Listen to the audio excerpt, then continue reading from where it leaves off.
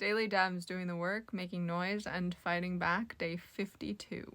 We begin with the second installment of the Democratic Daily Download. Today's episode is with Democratic Caucus Chair Pete Aguilar about the Medicaid Day of Action yesterday. And thanks to the noise from viewers like you, they even posted it on Blue Sky and Instagram. Now if we can just get them to cross-post it everywhere. Janelle Bynum wrote an op-ed in the Bend Bulletin, a local publication in her district. It's so relatable and personal, you wouldn't even know she's a member of Congress just by reading it. And speaking of relatable, Chantel Brown did the SNAP challenge. She bought a week's worth of groceries for $42. The only thing that could make this video better is if she posted the behind the scenes of how she made her decisions. Andy Kim is doing 3 town halls this week in 3 different Republican districts. By the end of the weekend, he will have done 86 town halls since joining Congress in 2019. The DNC are putting these billboards in 9 Republican districts in 8 states. Will this get some people to pay attention who haven't before? Oh yeah, I think so. Especially because the exclusive for this announcement went to Fox News. Sheldon Whitehouse posted this phenomenal video that reminded me a lot of Elizabeth Warren's, explaining who will be fronting the bill for the billionaire tax cuts and how the climate crisis is involved. Becca Balin held a town hall in one of the red districts in Vermont, and she was asked why she voted no on the trans sports ban bill. And she managed to do the impossible,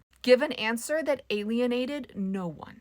And finally, Adam Schiff did what he does best. Make a video explaining something we don't necessarily understand fully. This one was all about DT's speech at the DOJ. So yes, no matter what people tell you, our Democrats are doing the work. And if you made it to the end of the video, comment with the shopping cart emoji because Chantel's video was my favorite. Our voices are a superpower, but only when we use them.